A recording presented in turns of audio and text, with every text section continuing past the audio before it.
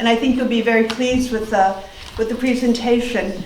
You'll be hearing from people from the Vision and Arts Project.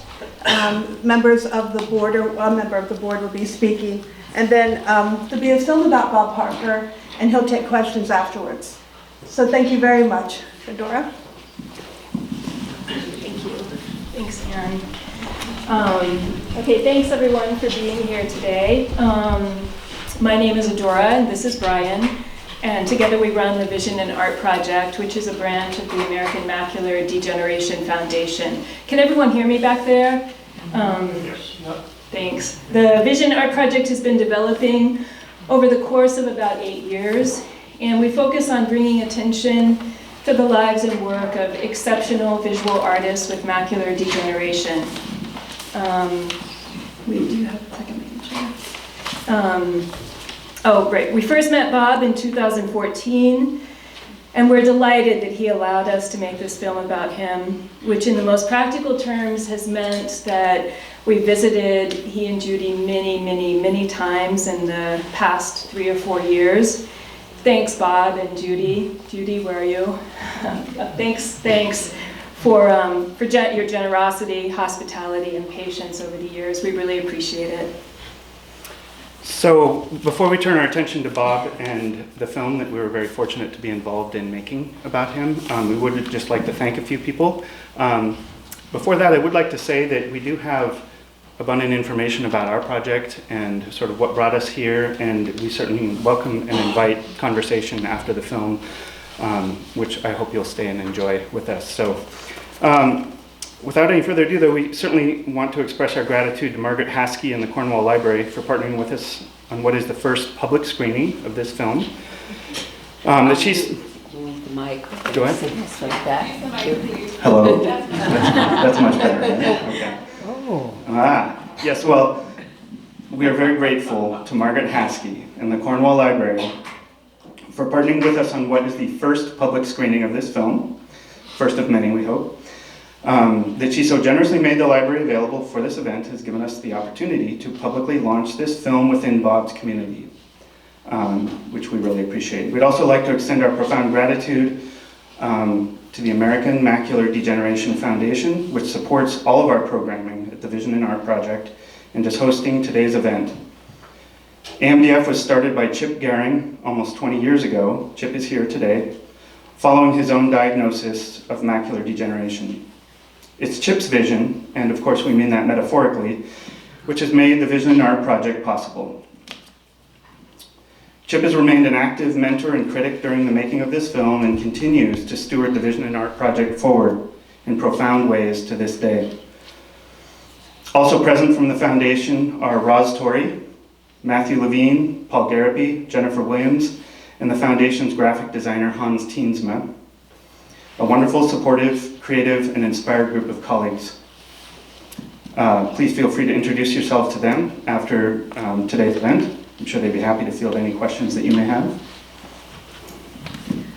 Finally, we want to thank Ann Coffin for being here today, as well as being on the board of trustees of the Cornwall Library. She started the International Print Center, New York, which champions the art of printmaking. Anne has kindly agreed to say a few words about Bob's extraordinary work and career before we start the film. Thanks, Anne.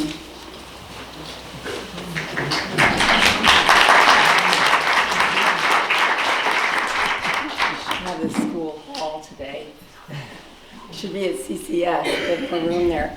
But before I begin, I wanted to remind you to, or invite you to come back tomorrow to meet Sally and Peter Pettis, whose show of pots and paintings is in the main gallery. 3 to 5 tomorrow. Hope to see everybody then. We'll put up a tent or something to fit us on it. But I've been asked to say a few words about our wonderful Cornwall neighbor, Bob. And few, of course, is impossible because he's had such a wide-ranging and long-ranging career and celebrated as a painter, printmaker, wonderful watercolorist, illustrator, set designer, and artist bookmaker. I think it's like 60 books by now. And he's continuing, so all these numbers will go way up. His work is in the collection of the Metropolitan the Art Institute of Chicago, LA County, and there's a long list. I won't read the whole thing, but the point, of course, being that he is recognized way beyond Cornwall across the country and the world. And I say long-ranging because in 2003, believe it or not, his career was recognized with a 60-year retrospective at South Pasadena. That year, I couldn't believe, but anyway, luckily we still have him working in our midst down on River Road. His first show was in 1954 in Greenwich Village. In 1958, one of his shows was reviewed by Marianne Moore, which I thought would be of interest to all of you since you're at a library and presumably literary. And I'm going to just read that because it's a wonderful quote, if I can get through it with my voice anyway. His subjects include, so she wrote, this was, I'm not sure if this was also at the Rocco Gallery or where it was, but somewhere in New York. Was it Rocco Gallery? Thank you, Bob.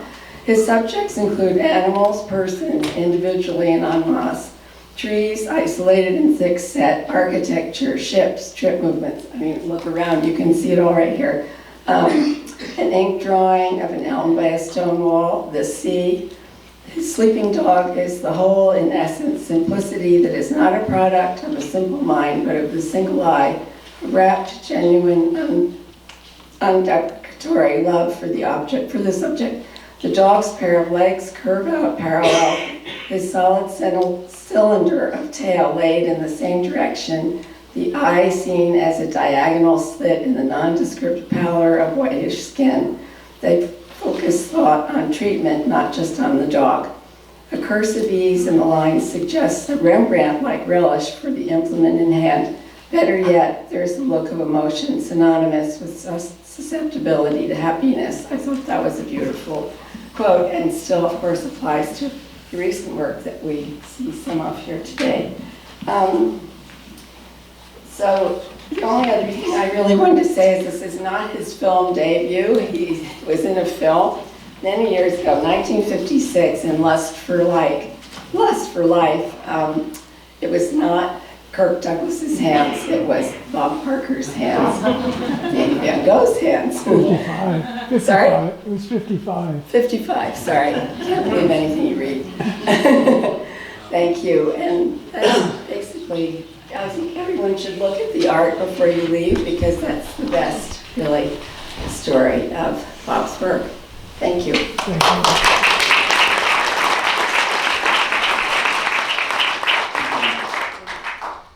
Without any further ado, we will start the film.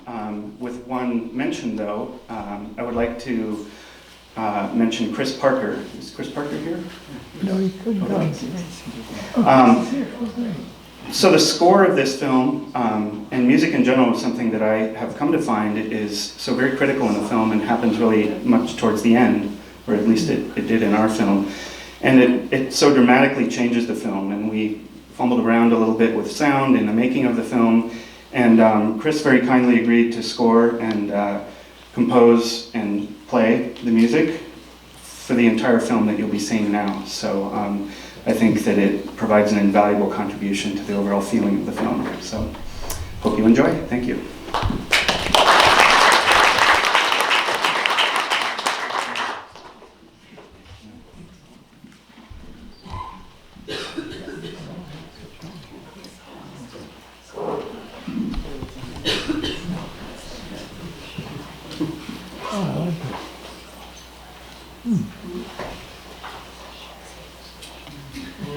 I'm just noticing how cluttered the studio is with stuff.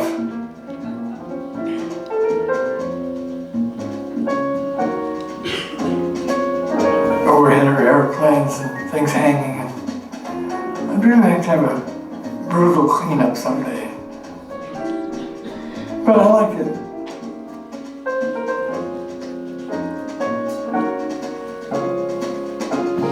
I've done many more watercolors than anything else. I like the fact that they're immediate and I guess the speed of them. They dry fast and go on to the next thing. I do etchings, monotypes, sometimes lithos. Well, I've always liked doing alphabets. The first one I did was W.H. Auden's Airman's Alphabet. I enjoyed that one, and part of my life is making silly versions of what a C would be, or a B, or R, or whatever, you know. And some things are just, they're irresistible. Whoa! Did you get it?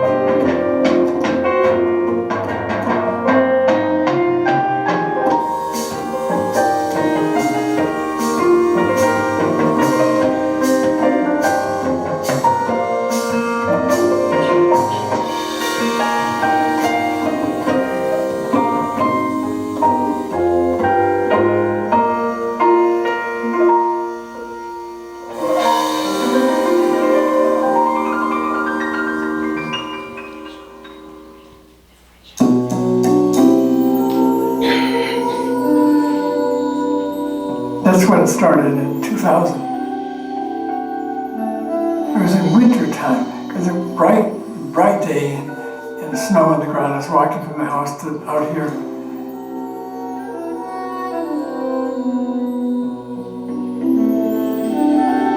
I suddenly had starbursts in my eyes. I thought, oh, it's just snow. But it really hit like that. Sickening, you know, it scared me. Part of it, which is a drag, is having someone wave at you and have no idea who it is. When I see someone across the room and I think, am I waving at Adolf Hitler or Marshall Proust or whatever? That's always a drag. I have to get pretty close to recognize people.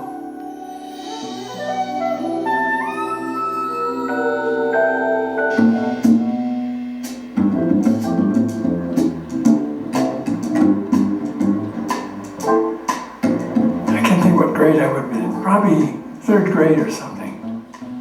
It was tuberculosis. And I stayed in bed on the porch for about a year and a half.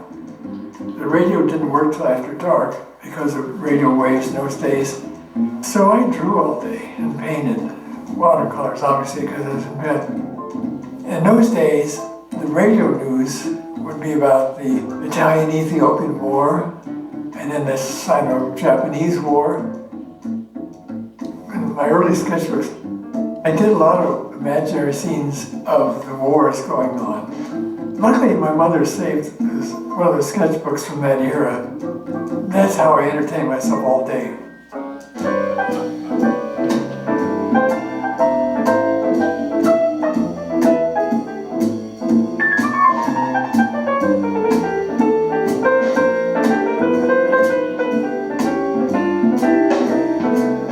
After I got discharged from the Army, I realized I wanted to draw more than anything else.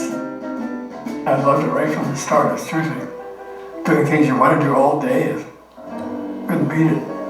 Great working from figures and still life's fun. I enjoyed art history, slides and talking, you know. Just as an aside, why I use all three names, there were 3 Parkers in school when I was, and I had a show in the South Side near University of Chicago. A nice gallery too. And it got terrific reviews. They named the wrong park. It was really annoyed me. And I thought, I'm gonna use all 3. It was sort of embarrassing sometimes. It sounds pretentious to spread out the name, but I started doing it then, so I just kept it up.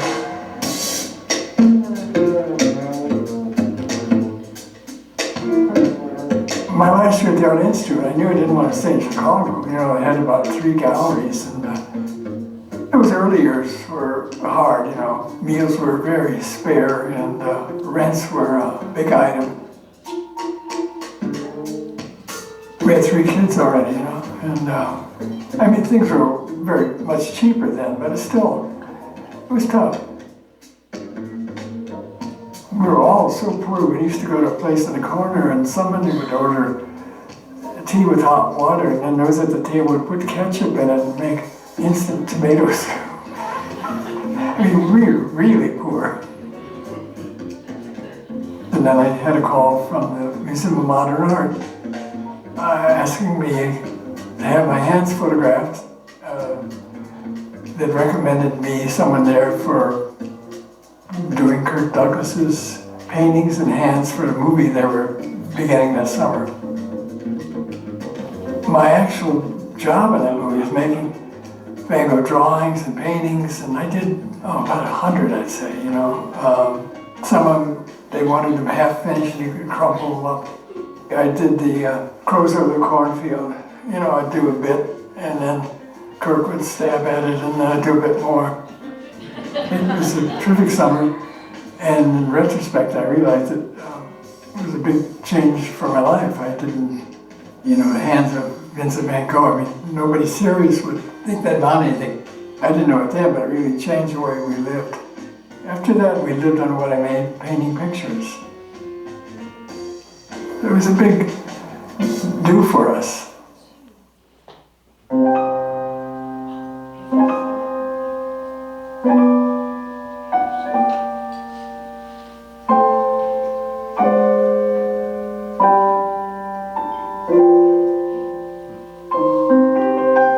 There was a show at the Whitney on 8th Street, and there was a review in Time magazine. They said, doing a wide end run was this artist, de Kooning and Pollock and all those guys.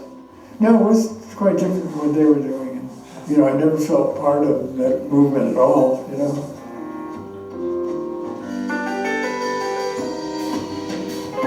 When the Whitney bought something, the picture cost $200. I mean, it's a different world.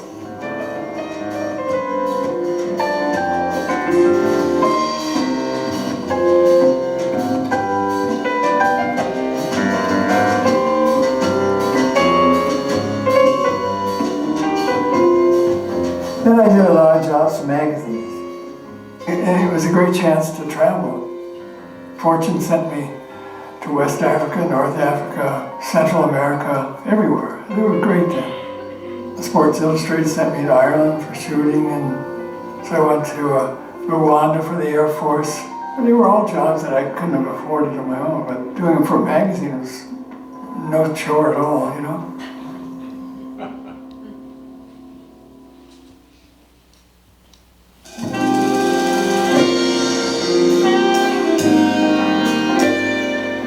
I did a lot of album covers in the old days, maybe 40 or 50 of them. I did the last Thelonious Monk album for Columbia, and I loved doing that. I did some Newport ones. But I did the first Bill Evans cover. I did Art Tatum one. I made sure they were accurate. I hated to see a picture of a guy that had the wrong hand up here in the clarinet. You know, it was driving me nuts. For a long time, I studied clarinet in Chicago days, but I always played drums at home. And eventually, I dropped the clarinet and concentrated on drums.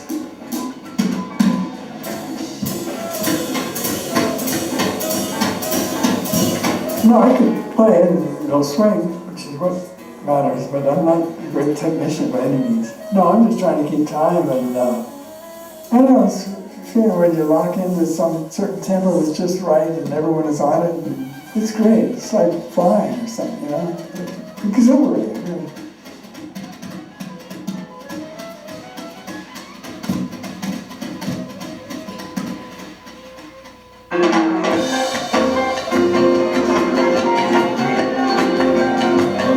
For years I kept journal of my dreams under the bed. I would wake up in the morning while it's still fresh and write them.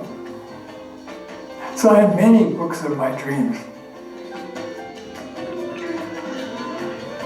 That was in the old days. the dreams were more colorful.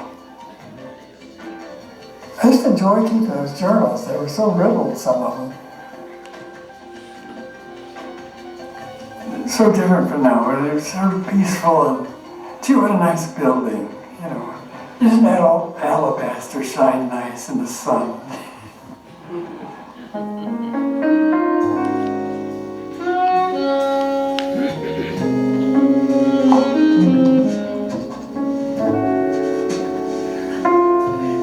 I kept working, you know, worked up close or whatever it took.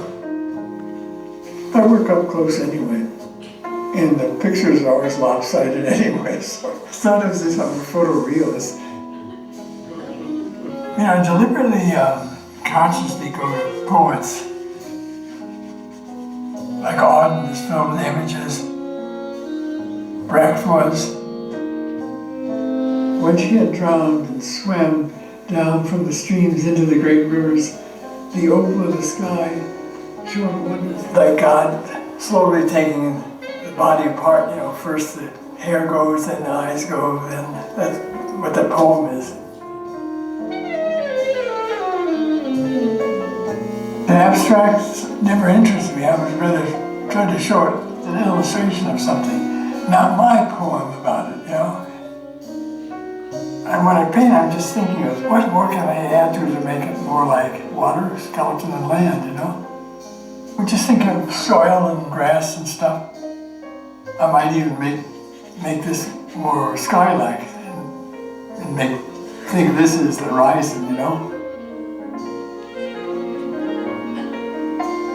Oh, and now, you know, as I see it more, I think I'd rather think of this as smaller sky. I think of these as, I'm thinking of these as weeds now, not trees, you know? So it's more close up in the river and her. Instead of she being part of the landscape, it will be the center of it.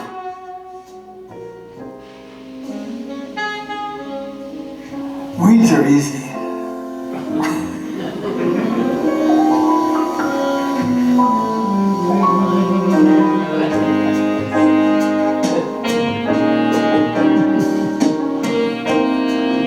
I'm doing okay. Sorry, no better, but no worse. If anything, it's made my drawing less precise. I look at old sketchbooks, I thought, can I still do that? And I sometimes have to say no.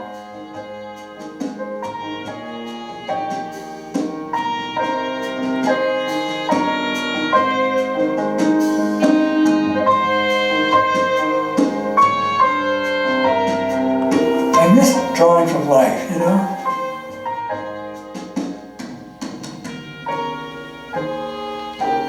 I mean, you see things you don't expect to see. You know, the way light might hit a face or something.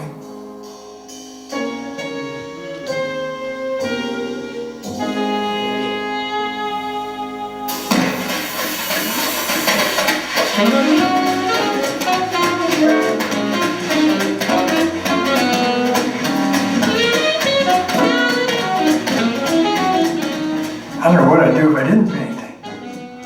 I could do it all day and all night, you know. As you get older, you find some groove and we keep doing it, you know. I love it.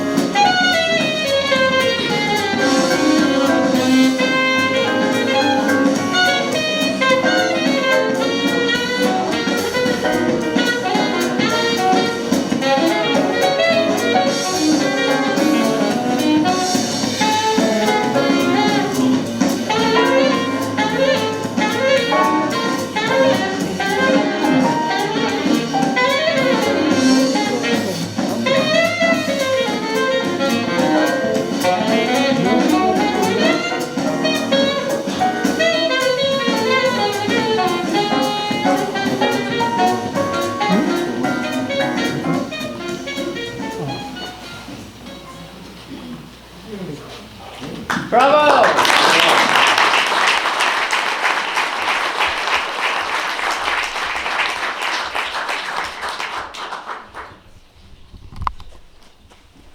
Well, thank you. I hope you enjoyed that. It was such a pleasure to be a part of this project.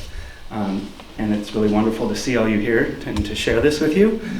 I just wanted to say that one of the most challenging aspects of making this film, it's I think an undertaking to make any film. Making a short film is actually very challenging. It took a long time, and it really took a village. A lot of people contributed to the making of this film.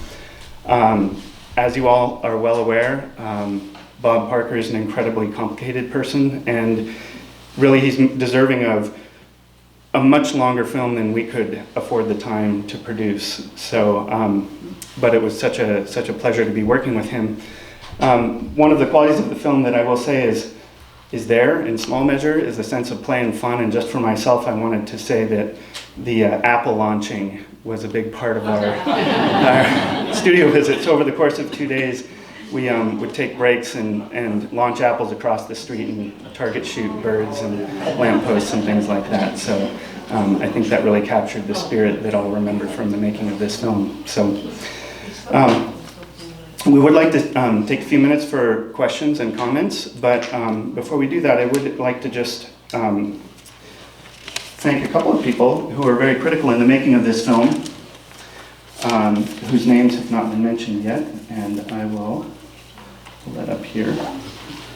Well, of course, in particular, I'd like to thank the producer, Kathleen O'Connell.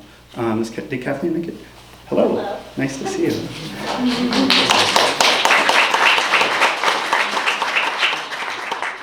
So over the course of about a year and a half, Kathleen and Adora and I and all of the various folks at AMDF collaborated on bringing this into form. And Kathleen is incredibly talented and passionate, and it wouldn't have been possible without her vision. It should be mentioned also that Bill Turnley is here. Bill? Bill was actually the cameraman and filmmaker who shot the original footage of the studio time, the interview time that was a large portion of the film, and I'm so glad that you could make it. He has, I think, a really unique and sort of timeless poetic vision for light and the shooting of someone of Bob's stature, so thank you for coming today.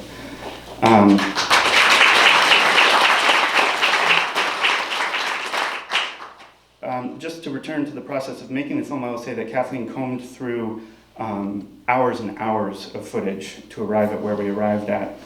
And she did work side by side with her editor, Bill Latanzi. Thank you for coming, Bill. It was Bill who put Kathleen's script together in video form, adding visual style and the pacing that was so successful, I think, in this film. We'd like to take a short break, if we may, and if we could invite comments and questions, it would be appreciated. Anyone has questions for Bob's willing to answer some questions. If anyone has some questions you'd like to ask about Bob and his work or the making of the film, or Matthew, are you raising your hand? Oh. Well, in the film, he stated that he really missed working from, in person, observing people directly.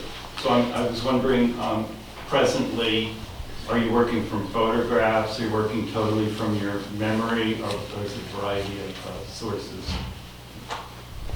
Oh, should I answer? Question is for you. Other sources, old photos and whatnot. I do miss. Can you stand up, Bob? Oh, sorry. Stand up? Yeah, stand up. Or turn your chair around. Oh, here. Yes, the question So- you repeated again. Yeah, so the question that was asked was, since Bob's not working anymore from life, or not as much from life, what is he using as the source of his material now? Yeah, I do miss that about teaching, because every day to have a model is great fun and something that can't happen here very easily. I tried at Yale Summer School. They had the same model for about 14 years, and after a while it was like drawing a tree. And I do miss that. other than that, I'm very comfortable working where I am. Is this working? Is it working? Hold it a little closer to your, yeah. Okay.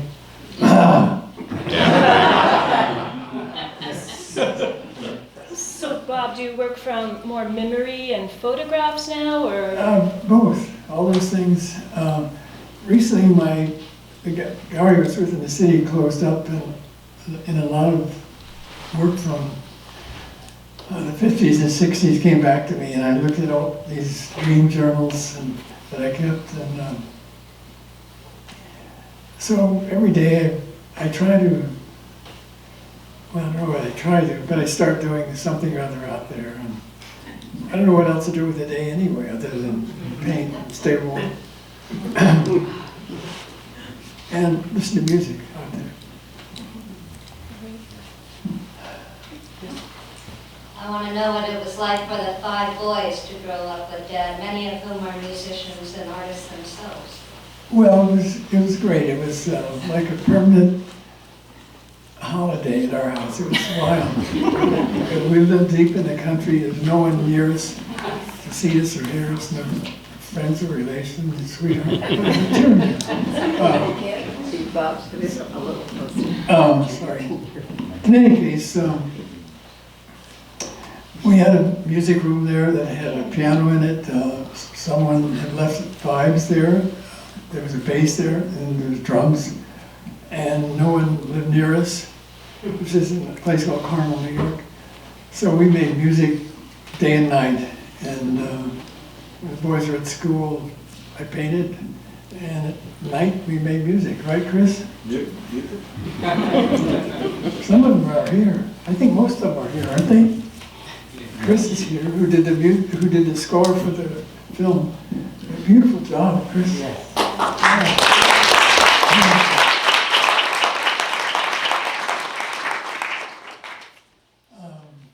What was I saying? Anything interesting? Making music. Making music, yes. Well, yeah, so those days in Cornwall, New York were terrific we had a lot of animals. We had sheep then, we had a tame crow, we had a monkey. Someone had a Prix de Rome and left us their monkey to take care of for almost a year. It was great. And they have a green, God, what was that brand called? I forget. Not a huge monkey, but to have cats and a monkey in the same house were weird. They're so much brighter than cats. And the cats would stalk it, and she wouldn't even look up, she'd just slap them. She was great. You know that guy who lent us the monkey, what was his name? He died very young. I forgot. Oh well. But oddly enough, I owned a camera, but I never thought of photographing the monkey. And through the years, I've painted a lot of monkeys. Why didn't I take advantage of this one? I digress. What was the question? I think you answered. Oh, great. So the house was a great place to make music and paint pictures. And we lived there. We went back there recently to Cornwall, New York, and it's like a abandoned, burned out jungle. It's horrible. And, New York State sucks. I mean, the house we lived in, someone after us, Ed Herman bought the house and made it into a rural castle. I mean, it's a major house now. When we were there, it was just a biggish farmhouse. But in any case, those were great days. The boys all playing, and at that time you were playing trumpet on the band, weren't you, Chris, rather than drums? Who else is here? Oh, Nicholas is here, right? Yeah. There. Well, they all played. We're all here. Oh, Eric is there too. Sorry, Eric. Mr. So Geeks, I'm curious about your printmaking practice. You showed a couple of etchings in the film. I did. So did you continue making prints all through your career? I have, yeah. And do you print them yourselves? Do you have I do. a press in your home studio? I do. And just recently, I've been presented with the new process of etching on glass. Where is he? Right here. Oh, there. Good. I won't attempt to describe it, but it's exciting. It has a look of being a lithograph and an etching. Whatnot. Bob just signed these this morning, and Oh, he did these. So these are very recent, and I think there's so much credit to be given to Bob for being able to work continuously and from his feelings and from his heart. This wonderful little series that, would you like to show them? sure. Okay. I mean, that's what they're for, right? It's Liberty Hall. So Bob originally drew these on a piece of glass, each one on a piece of separate piece of glass, which was then exposed. Do them with what? Drawn with a pencil. Yeah. Can you see them okay? Oh, wow. You could This is hold like them up a those are little higher. balls. Okay, is that a little bit better? Yeah. So So is it solar printing? this is actually called solar plate, right? That's great, thank you. Invented. We need Vanna up here too, right? Yeah. Wow, Great. those are beautiful. Really? They're so spontaneous and filled with life. They're just Genius. gorgeous. You have to say that louder. You've done edition for the, Pardon me? do you edition? These were not editioned yet. These are just the proofs. These are very, just seen this morning, actually, just signed this morning. So,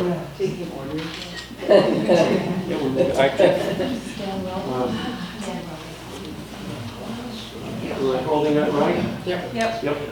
I can't tell from the back. So where is your glass? My studio is in Sag Harbor, New York. And, let's see. I try to fly there every day. Bob used to go there by bicycle, right? Yeah, I did years ago. So when you worked on these, you worked on, you drew them on pieces of glass over a period of, what, a couple of days? Yeah, a day maybe. A day A lot of maybe? Do different- you want me to hold some of them up so people can see? Yeah, that would be nice if you wouldn't mind, Ann. Thank you. So nice to have your assistance. Thank you. I get to see them up closer too. You know, and the glass is actually out in the car right now that these are drawn from, and they are about ready to be editioned, maybe. Okay. We're talking about that. They're sort of so new in the sense that, because they haven't. Okay, So good. good. Wow. Can you all see that? They're just so spontaneous that. So is the medium ink? The medium is ink? Well, it's ink on paper, Ink on but paper. originally drawn with a Stabilo water-soluble pencil on the glass. Oh, there we go, that one. And there's sun involved too, Dan. Maybe you want to mention the intricacy of making the solar plates for Bob.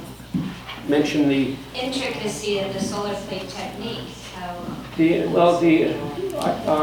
You should probably take the microphone. Oh, I'm sorry. yeah. You want to talk about it? How difficult was it for the drawing part? for you? Extremely difficult. No, it was like drawing on anything. It was just an absolutely new feeling. It's not like etching, it's not like doing a litho or a woodcut. It's really its own thing. Because your hand is, the pencil is so free. You're not digging, you're not scratching, you're just drawing. So it has terrific possibilities. And you virtually invented it, didn't you? Yes. Yeah, it's amazing. Hallelujah, Bob. I just said, hallelujah, Bob. What a wonderful discovery.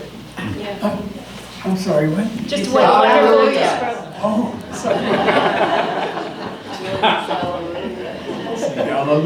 hallelujah. The most important thing perhaps is knowing that the materials or the process does not use any acids or solvents or grounds. It uses sunlight and water to do the whole thing. and of course the imagination and the talent of the artist. Thank you. Any other questions or comments? Yes. Yeah, how do we look to you? I want to understand your macular degeneration. Are we a blur? No, you look fine. No, I don't, at this range, I don't see features very well. It's a drag. It's, I don't drive anymore, but I learned driving late, so it's not as if I missed something I'm really keen on. But after a certain range, I couldn't make out faces to call them by name. What was the question? I forget. How you see us? Well, I couldn't identify anyone from here. I know there are a lot of people here. Most of them are communists, I think.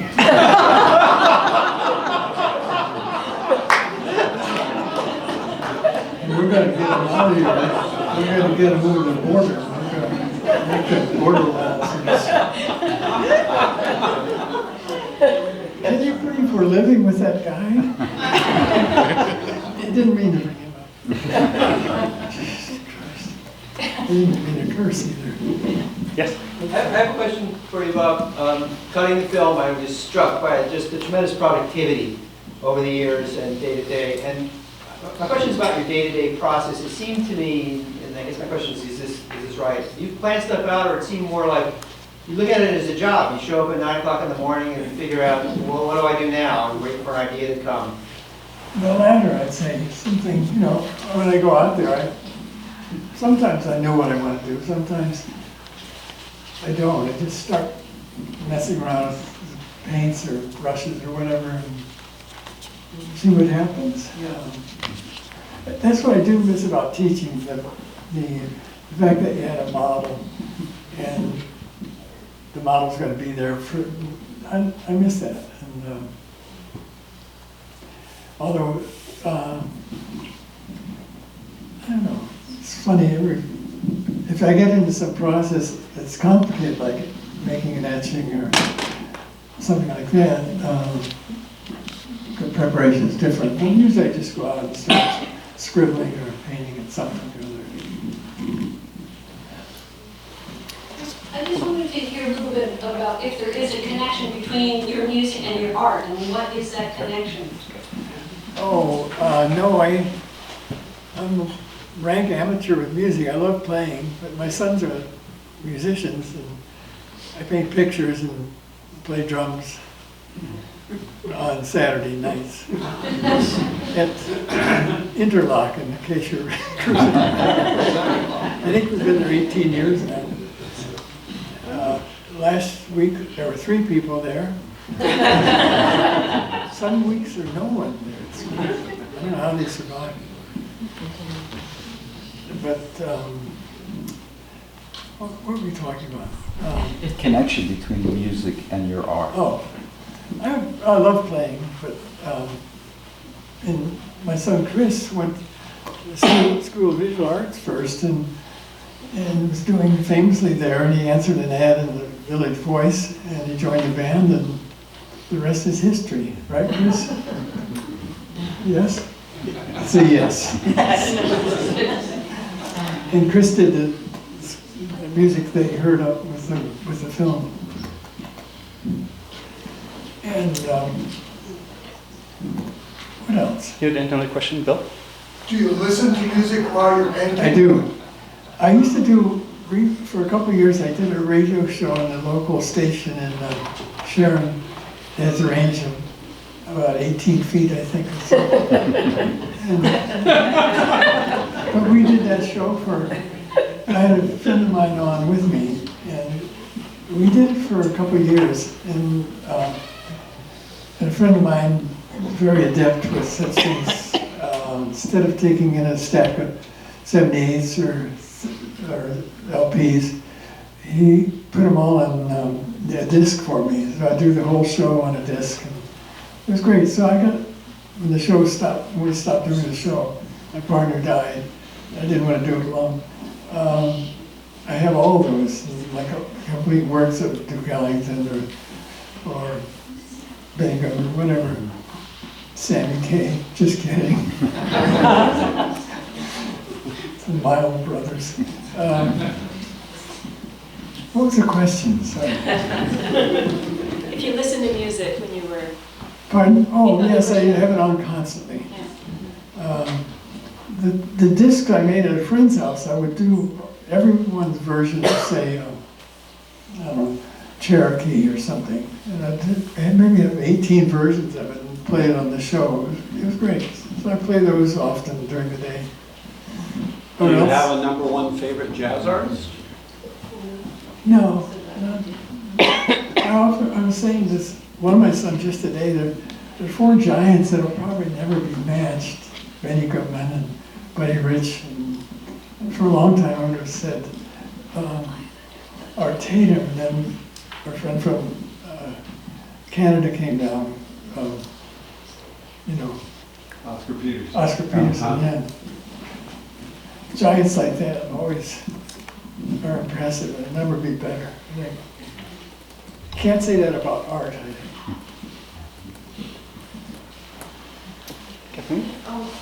One of the hardest things about making a film, I was the producer on this, or worked with Adora and Brian on this, was what to leave out.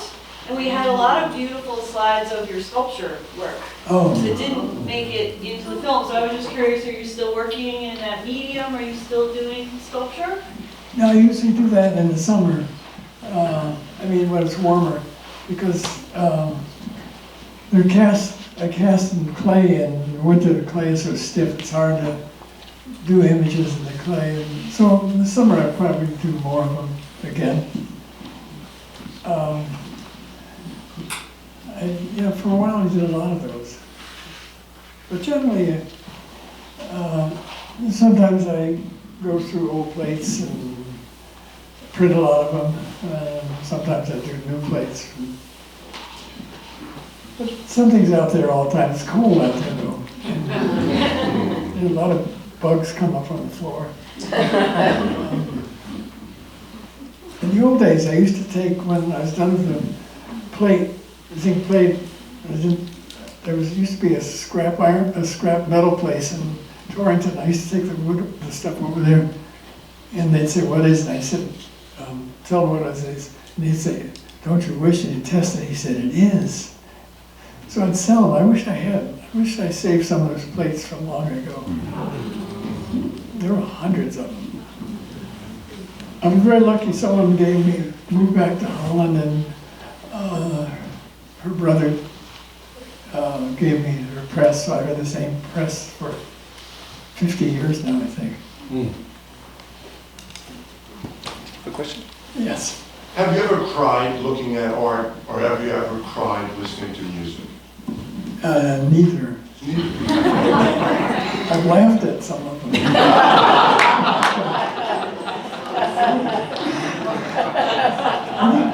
When I was young, I probably did. As I mentioned earlier, I guess on the thing, I had TB as a boy, as a young person, so, and the radio didn't work till after dark, and so I drew all day to entertain myself, and I started reading then. I read constantly. I read everybody. I read especially Mark Twain and people like that. They were terrific. I miss reading. I mean, that's one of the things I miss with my eyes are. It's tough to read now. I mean, I get through part of New Yorker, New Yorker Review, but other than that, it's tough. I had a question. Yes. So one of the photos in the film is of Kirk Douglas standing in a room, and all the walls in the room are covered with drawings and paintings. It's like a promo photo for Lust for Life, I think. Were all of those, did you do all of those drawings and paintings that are covering the wall in that room, do you know? I did, most of them. Once I got over there, I'll try to be brief, but It's the film said somebody, when Revo was in town, he was the expert that MGM had hired to John Rewald to research the film. And in any case, he went to the moderns and they recommended me, so I had my hands photographed. And within a week, I was off on location in Arles. I went over in an airplane with Kirk Douglas and the guy who plays Gauguin. What's his name? Anthony Quinn. Anthony Quill? No. Quinn. Quinn, that's right. He was on it, and Liberace was on it. And we all had to get off and in Ireland at the time to refuel. And Liberace was wearing a big white overcoat, bathrobe. And he got on the plane and he was mobbed by these Irish ladies that wanted his, and he hid behind a waste can. I was all covered with grease. And he ruined his jacket. It was very sad. Poignant figure, you know? And then we went on to Paris and we did Crows Over Cornfield first. From Paris to Aubert was a short drive. And then we moved to Arles for the rest of the summer to do all the other shots. And the director and producer were just awful swine. Terrible people. Jesus. I mean, the actors were very nice. Everyone else was nice, but those two guys were horrible. He's the father of Judy Garland or something. Vincent Minnelli. Terrible. Producer was awful too. It is, I'm making noise with this, aren't I? Sorry. Yes. Right, well, I've silenced the room. thank you so much for coming today.